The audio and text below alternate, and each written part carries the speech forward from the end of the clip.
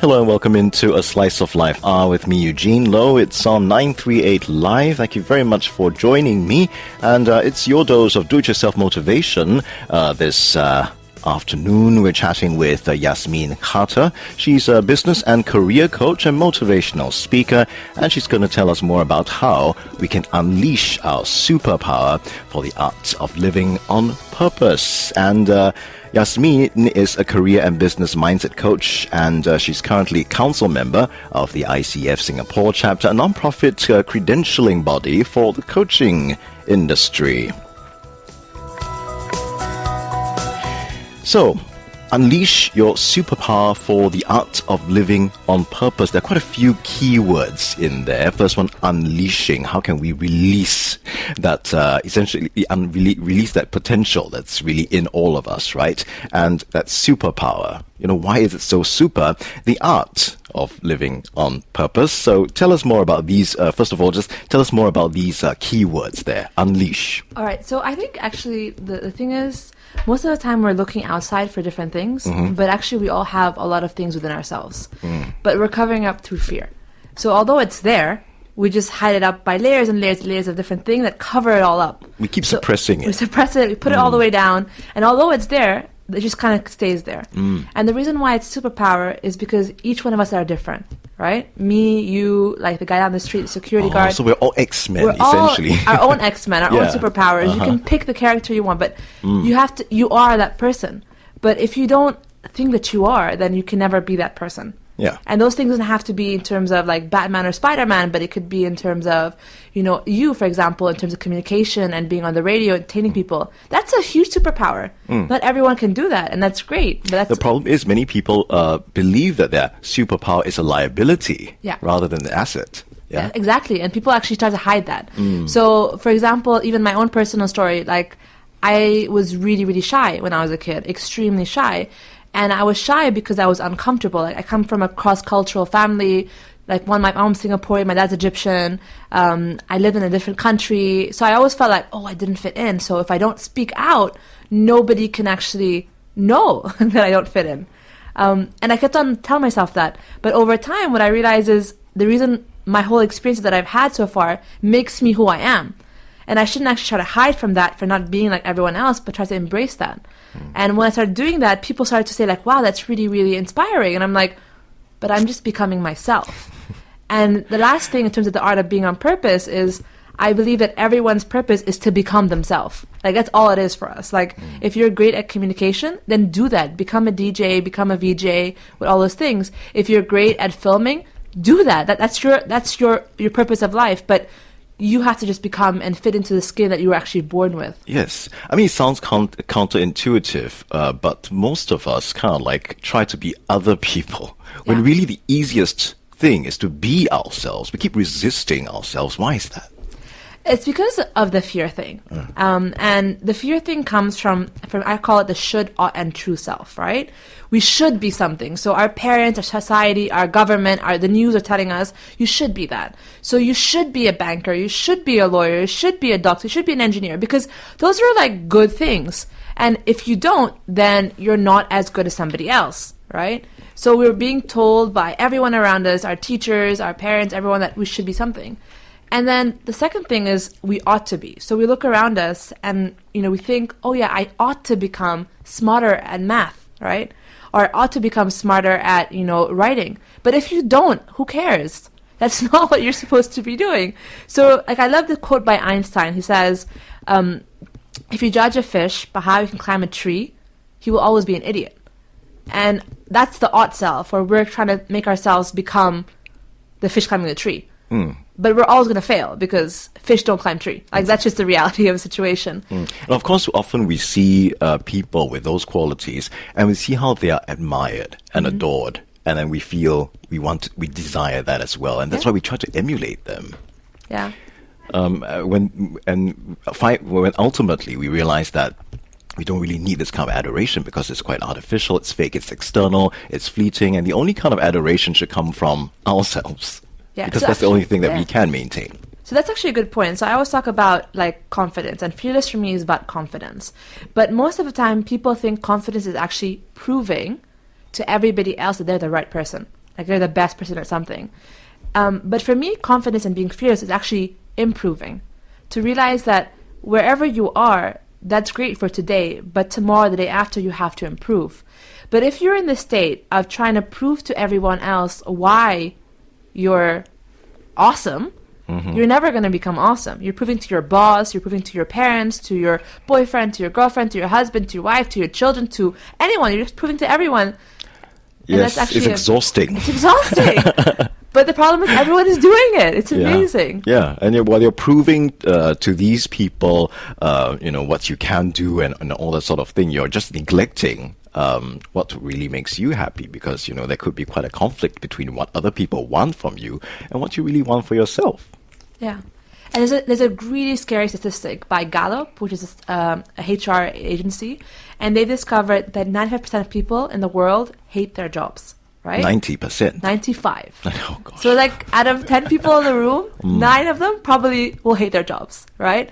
And I don't really care if you hate the job or not. I just care the fact that if you are living like that, then what happens is you're obviously not being on purpose, and you're obviously setting yourself up to failure.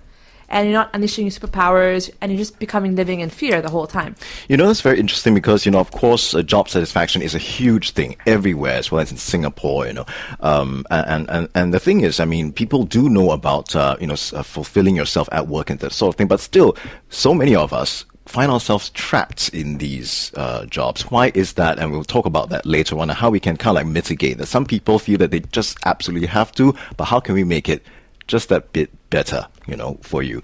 We're chatting with Yasmine Khater, who is a business and career coach and motivational speaker. She's also a currently council member of the ICF Singapore chapter, a non-profit credentialing body for the coaching industry. You can get more information on Yasmine over at yasminekhater.com. I provided a link on my Facebook page. In any case, Khater is spelled Khater. So yasminekhater.com. Go to my Slice of Life page on Facebook to get that link to Yasmine's page as well. Coming up, we'll continue to chat with Yasmine. Is there more than fear that holds us back from living our dream life or unleashing our superpower for the art of living on purpose? And how to discover what makes us light up and how it affects ourselves, our family, work, and productivity as well. That's coming up on a Slice of Life Hour with me, Eugene Low, in just a bit. Do stay with me.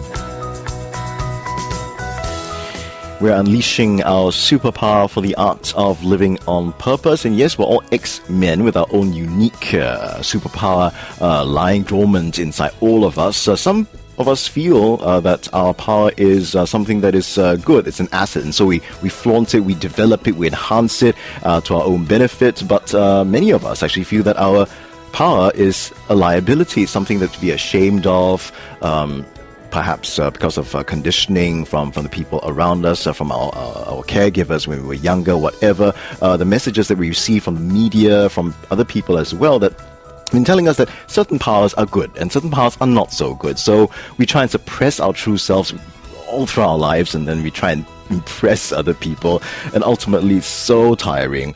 And we find that ultimately what we really needed to do was to stop resisting and simply be ourselves. We're talking about unleashing our superpower for the art of living on purpose with Yasmine Khater. She is a career and business mindset coach and currently council member of the ICF Singapore chapter, a non-profit credentialing body for the coaching industry. Now, earlier we were talking about that job satisfaction thing. It's amazing. I mean, when you look at the numbers, it's quite startling because, 95%, like you mentioned, of people being unhappy at their jobs. And it seems like a perennial thing. It's happening everywhere. But why do people stay in jobs they hate? I think there's two main reasons. And the first reason, they don't actually think they can get better. A second thing, the self-belief, which is very important. That's the same reason why people stay in relationships that they find. Exactly. Relationships, everything. Yeah. Even if you have a company, the same thing. It might fail just because you don't think you're going to get better. But essentially, they don't know what they want. Now, it sounds like a simple question. Oh, yeah, figure that out. but it's a hard question to answer. Like, what do you want to have? Like, what do you want to achieve in your career and so forth? So instead of thinking about that, which is very hard, they get distracted by their smartphones, by television, by chatting, by doing anything except for answering that question. Yeah. So then they complain about how horrible their jobs are, but they've never asked themselves and answered that question. Maybe they've asked themselves, they haven't answered that question, like, what do I actually want? Yeah.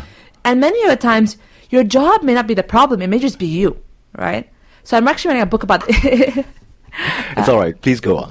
It's about like that attitude that you just have to change, because if you're waiting for somebody else to give you something, I hate to break it to you, it's not going to happen. Yeah. Like, there's nobody going to say, Eugene, I'm going to hire you to work on the station, on the air. Yeah. No one's going to give it to you. It's just like, that's not how the world works. You just have to say, I want something, and go after that. And also be aware that it may not be easy. Like, I'm not saying that the route, whatever you want, will be easy. But because it's not easy, it doesn't mean you should quit after trying one time. It won't be easy, but it will be fulfilling on a deeper level because you know that's what you want, right? And for some people, they may know what they want, but because of certain obligations, maybe it's financial or maybe it's family, they feel they have to stay in this job, you know. And for those people, then how do you think we can mitigate this? I mean, I've read somewhere that, you know, you may dislike your job, but it's essentially just one part of your day. You know, and after that, really, you're your own boss, really, to spend your time however you want. And those are the crucial hours, right? Like when you mentioned, a lot of people spend on quick fixes and distractions because it's all around. It's so easy to do, but you just dip in and out every day, and it doesn't solve the problem. So instead of doing that, right, you know, you should spend those hours actually maybe discovering, you know, what makes you really light up and how it affects your family, work and productivity, and yourself as well. So how do you do that? Discovering Actually, that. I think you bring up a very good point. I'm never encouraging anyone to quit their jobs. No. I don't encourage that at all. Yeah. Because number one is, we all have bills to pay. Unless you have a sugar mama, sugar daddy who's paying for you, most of us don't have that. So we need to work, unfortunately, right? Not that you should have one, but yes. No, I don't encourage that either. But like, that's the whole point, right? Yes. But the thing I understand is, what you mean. the thing is, it doesn't mean you don't explore it, right? So, for example, if you film, for example, I met a guy last week. He loves doing film, and he still has a job in advertising, right? And I asked him, like, can you work on more film things in advertising? He said, no, not possible, not my company. I said, can you do that on the weekends? And he's like, oh, I don't have time, I'm tired. And I'm like, well, you have to do something and give way. And maybe you do it on the weekends for like 1 year or 2 years and you get better. And then you start to shift into that role. But it doesn't happen overnight. It doesn't mean because you're unhappy with what you're doing, that's it. You still have to do it. You have bills to pay. Like, most likely you have a partner, you got kids. We all have these commitments. But the thing is, are you still spending time to explore other stuff as well?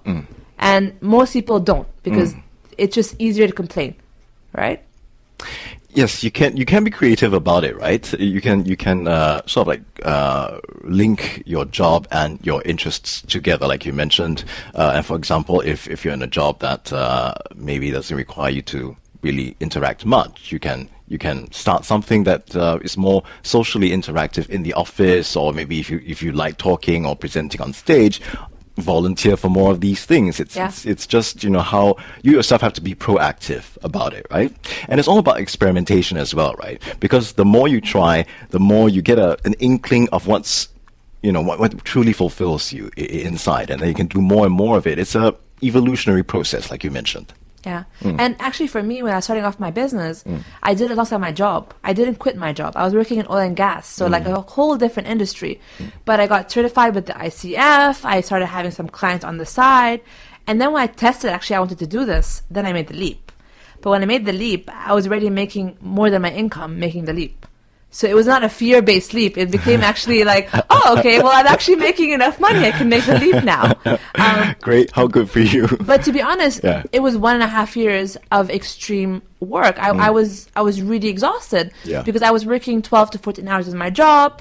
In the evenings, I was studying. In the weekends, I was working. So it's not like I was just hanging around waiting for it to happen. No. Obviously, now I don't have that schedule anymore, but I sacrificed for a little bit to get something else in the end, right? Yeah, but we see how, you know, I mean, just following your heart and your passion, despite, you know, the amount of work they had to put in, it's work that you actually, at the end of the day, you're just happy being totally plastered or exhausted, really, right? Because you're fulfilling your dream. And we're talking about that today as well, unleashing our superpower for the art of living on purpose. And we'll continue to chat with Yasmine in just about 15 minutes. In the final part of the show, we'll talk about how being us is all we were ever meant to do.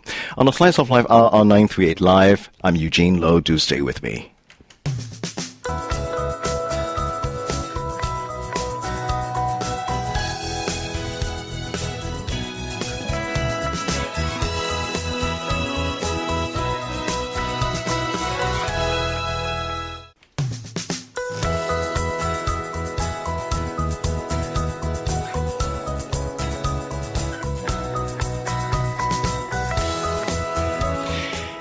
Hi and welcome back to A Slice of Life hour with me, Eugene, on 938 Live for your dose of do-it-yourself motivation. And today, helping us help ourselves is Yasmine Khater. She is a business and career coach, motivational speaker as well. She's currently council member of the ICF Singapore chapter, a non-profit credentialing body for the coaching industry. And today we're talking about unleashing our superpower for the art of living on purpose. And earlier, we talked about how fear is basically the main barrier holding us back from extraordinary living. Is essentially the shackles that keep trapping us, from being able to walk, to run, eventually to, jump and fly even, So this fear that's holding us back, how do we get rid of it? How do we overcome it? Okay, so the key thing is to realize that all fear is fundamentally the same, right? It's always, I'm not good enough, I'm not smart enough, I'm not educated enough, I'm not rich enough, I'm not whatever enough. And it all is, I am not enough, right? That's essentially where the core of it is. But the thing is, you are enough for where you are right now, right? And that's something that we have to understand, that perfection is totally overrated. Where we are is actually beautiful, right? And the whole point, like, if you look at any people you're inspired by, maybe like Richard Branson, or for example, even Mother Teresa or whatever, they didn't become who they were overnight. They did it over and over and over again. Yes. And I just read the Branson book, and he messed up a lot. But people just take the fact, oh yeah, he's amazing. Yeah, but he didn't become amazing in one day. It takes years to become amazing. Yeah. So wherever you are, it's where you have to be. And you're never going to become a celebrity or a multi-billionaire or even like a CEO of a company overnight. So forget that thought and just accept the fact that wherever you are is good enough. Yeah. And you just have to think about, what's the next step to improve on? What's the next step to get better at? And how can I improve that? And these people that you talked about, they got to where they were or are because they chose to embrace their true selves and just run and fly with that. So the key thing is commitment. You have to, once you know what you want, you have to commit to it. And it's not always going to, as I mentioned earlier, it's not going to always be easy, but you're going to commit to it. And when it fails, you're going to try again, something different. And you can also learn from other people. So you can ask people then something that you want to do, how they did it, so you can actually fast track the process. So you don't have to set up yourself to fail. If you want to, I hate to use the example of a VJ because we're on the air, I automatically think about that. Yeah. If you want to do that, then maybe reach out to a couple of radio hosts and actually ask them, how do you get on the radio? How did you get trained for that? It didn't happen overnight. It took some time before you get there. So most of the time people don't commit because that's hard. And I love the example of when we were kids, we aim for the stars, these huge, big, amazing stuff. I want to be president. I want to be an astronaut. I want to be a dancer, whatever they may be. Yeah. But over time, we were trained to aim for the lamppost. Instead of getting an A in class, you get the B, right? B is okay, what? Can also, right?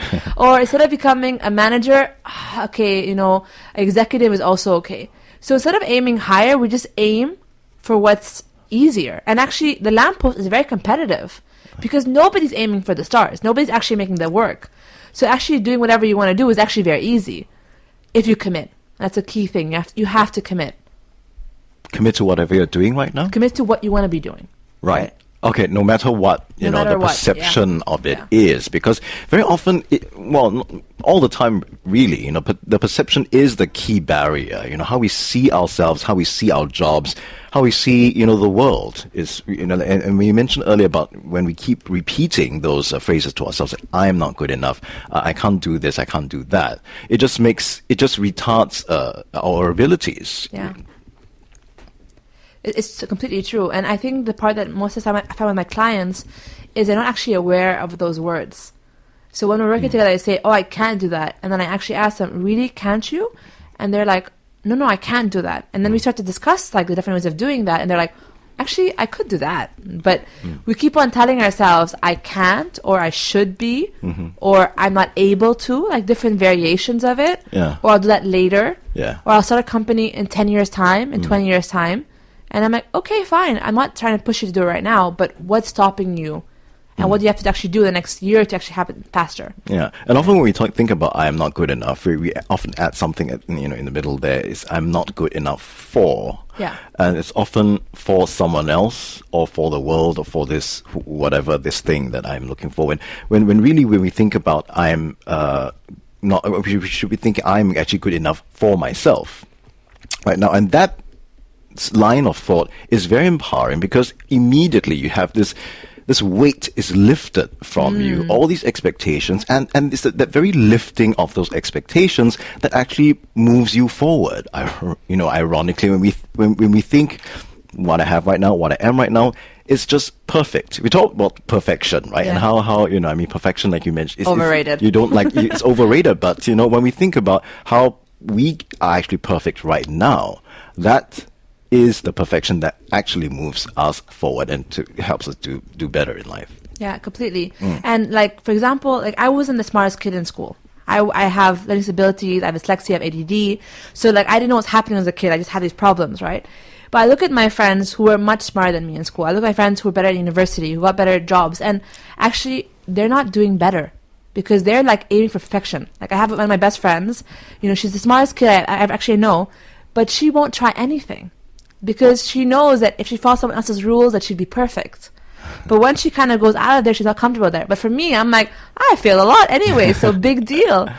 So I'm blessed by that, right? And I'm blessed because I don't have that standard, or maybe it's been broken too many times for me that it's a lot easier. So as simple for the people to do is like as guests or listeners of the radio, it's just, even for example, if you go to a cafe, say hi to a stranger, right?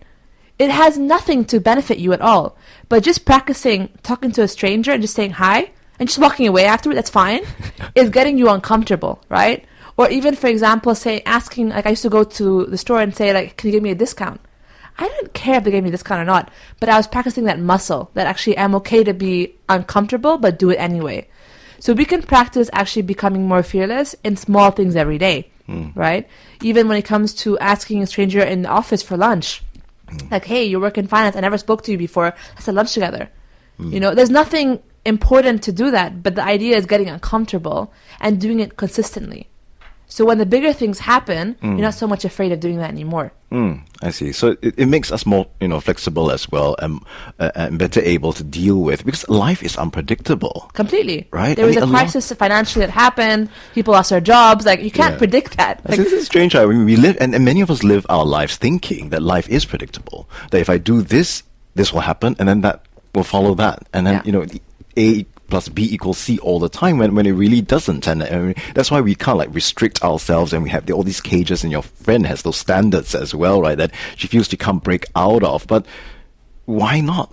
Like life itself, we are unpredictable as well. We can change, we are flexible, we're human beings. We can succeed today, fail tomorrow, succeed again the following day. I mean, why does it matter? So essentially we can live our lives truly being ourselves, doing exactly what we want, and that would work everything out, right? But how do we do that? How do we be ourselves? And you mentioned something about how being us is all we were ever meant to do. How did you come to that sort of like conclusion that was our destiny almost? I don't know. Initially, I thought, maybe I was naive like years ago, but I was like, you should follow your passion, follow your dream. But if your dreams can't pay your bills, then you have problems to face. Like, there's the reality, right, that you have to come to deal with. And I realize that we will all have multiple passions in our life. Maybe right now you love football, but tomorrow you love, cooking, and then the next day you love speaking, whatever that may be. And you will constantly evolve. But that's just part of becoming more of you. And there's an amazing quote by Jim Rohn, who's also like a personal development guy. And he says, to become a millionaire, it's not about $1 million. It's actually about who you have to become to get there. Because even if you get there and you lose it, it doesn't make a difference, because it's an individual that you had to grow into to be able to get there. And I think maybe for me is like, I lost my dad a couple of years ago, and I was thinking, and he was only 55, so he's not like someone who was very old, but I was always thinking, if I died tomorrow, would I be okay with it, right? And the one thing wouldn't make me happy. It's just becoming at peace with myself, which is where I got to, becoming who you are, what you're meant to be. That peace within yourself, do you achieve that from embracing all that you are, the madness, the evolution, the changes, that come with that? Yeah, of course. And I always say that whenever there's a breakdown, there's a breakthrough.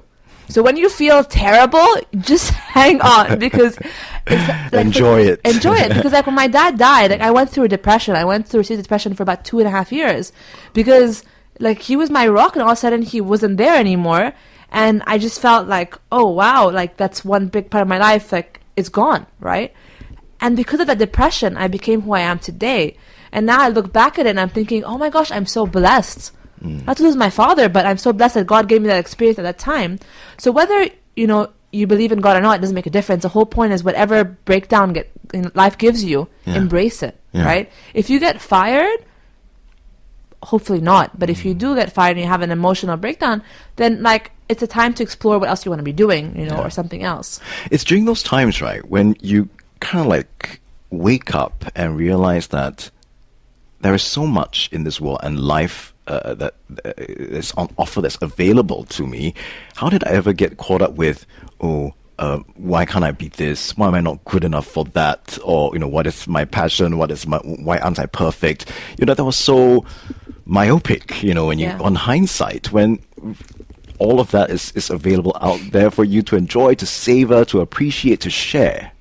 Yeah. And the thing is, like, unfortunately, even when you start to embrace those things, it doesn't get easier, right? Because life is all about change, you mentioned earlier. Yeah. And as we change, we're going to have more problems and more challenges and all these things. Yeah. So the idea is not saying that I'll just do that once and then, okay, I'm finished. But it's saying that I'm going to do that over and over again. Because that's the reality of life. It happens to you over and over again. So maybe, today your crisis is losing a job. In the future, it's losing your son or daughter, right? Or in the future, it's also becoming bankrupt. So life will give you all these really funky surprises, which are really awesome. Yeah. Not always awesome, but like, but exactly right. I mean, when you embrace yourself for who you are, you also understand that you should embrace the world for what it is, and you can really extrapolate from that. And once you stop resisting yourself, you stop resisting the world, and that's where you find that awareness as well to accept things that come along. You start to accept, yes, life is unpredictable. Life is sometimes, but that's just how it is. Yeah. And the way we cope, or it's just flow along with it, and to take it as it is, accept it, embrace it, take what good you can out of it, and move on, because it's really a process. It happens. Yeah. Yeah. So, like, for me, that point about like that following your passion, like, thank God I had that one time of like my life where I was obsessed with that. But then I realized that you have more than one passion, because you're much more dynamic than just one passion. Yeah, definitely. Yeah.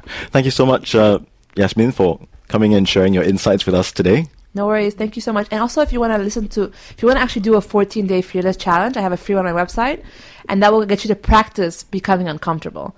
So by doing small things consistently, to kind of, for me, it's always expanding that muscle about becoming fearless. Yes. Yeah. Okay. And I've got that link to Yasmine's website at my Facebook page. Search A Slice of Life under Pages. You can also go to yasminekhater.com. That's YasmineKhater.com.